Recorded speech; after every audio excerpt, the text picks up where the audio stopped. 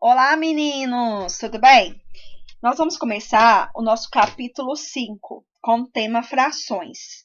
Então, o assunto dessa aula é os números, fracionário, a leitura das frações, tipos de frações, classificações e números mistos. Então, o que vinha a ser uma fração? Então, fração é o que a gente representa por partes iguais, tá?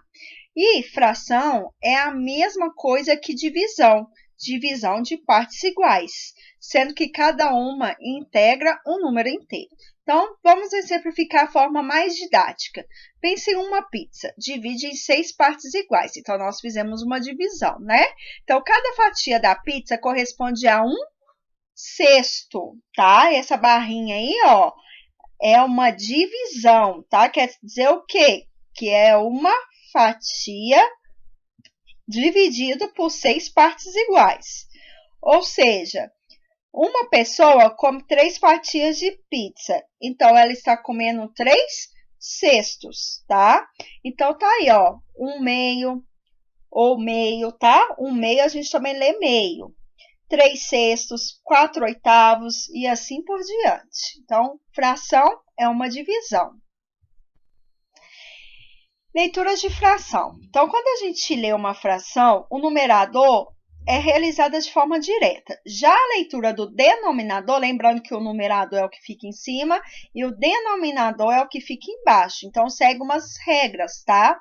Então, para os denominadores 2, 3, 4, 5, 6, 7, 8 e 9, utilizamos respectivamente os termos meio, terço, quarto, quinto, sexto, sétimo, oitavo e nono. Exemplo: 1/2 ou meio, 2/3, 3/4, 4/5, 5/6, 6/7, 7/8, 8/9. Então, é assim que a gente lê essa fração, que vai do 2 até o 9.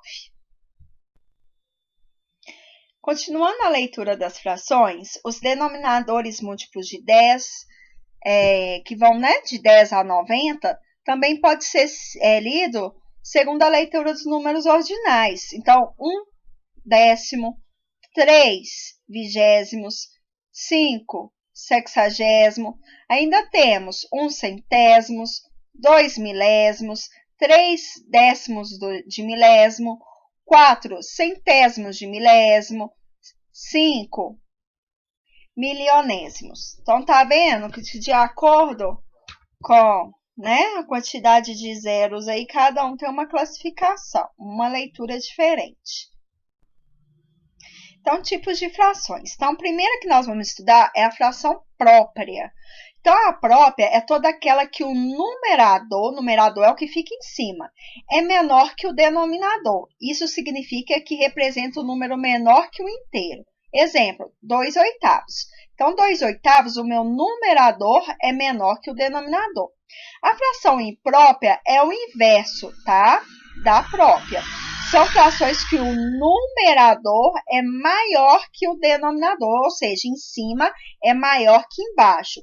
Isso significa que representam um número maior que o inteiro. Como exemplo, 5/3. Olha lá, 5/3, o numerador, que é 5, é maior que o meu denominador 3. E a fração aparente são frações em que o numerador é múltiplo, tá, do denominador. Ou seja, representa um inteiro escrito em forma de fração. Então, a fração aparente é quando dá para a gente dividir. Exemplo, 9/3. 9/3 eu posso dividir. 9 dividido por 3 é igual a 3. Então, a aparente é sempre quando dá para a gente dividir um número. Observe os lá de cima. 2/8. 2 divide 8? Não tem como. Não dá uma divisão exata. 5 divide 3? Também não. Então, aqui no caso, o aparente tem que dar uma divisão exata. O que vem a ser uma fração mista? Então, uma fração mista é quando a gente tem o quê? Uma parte fracionária junto com uma parte inteira, tá? Ou uma parte inteira junto com uma parte fracionária. Então, um exemplo aí, ó. 1/2. Eu leio 1 inteiro e 2/5. Dado um número misto. Então, eu tenho aí esse número misto aí, ó, 3 inteiros e 5 sextos. Para transformá-la em fração imprópria, teremos que seguir a regra. Repetir o denominador e multiplicar o denominador pela parte inteira e somar o produto com o numerador. Veja, eu tenho 3 quintos sextos. Então, eu vou multiplicar o 6, que é o denominador, por 3. Então, 6 vezes 3, 18. E 18 mais 5, 23. Então, vai ficar 23 sextos. Assim, o número misto terá uma fração imprópria, ou seja, o meu numerador é maior que o meu denominador. Então, sexto ano, para finalizar, eu deixei essas atividades, né, no livro para vocês. O que acontece? Essa parte da fração, ela é mais tranquila. Vocês já aprenderam lá no quinto ano. Então, é mais para a gente relembrar como que faz isso. Então, no livro também de vocês, tem um passo a passo. O que é o passo a passo? É questões resolvidas dessas atividades que nós vamos fazer aqui agora, tá? Então, assistem o vídeo quantas vezes vocês quiserem, faça essas questões do livro, que na próxima aula a gente vai fazer correção e vocês tragam dúvida para a gente tirar na nossa aula online, tá? Então, até a próxima. Beijos!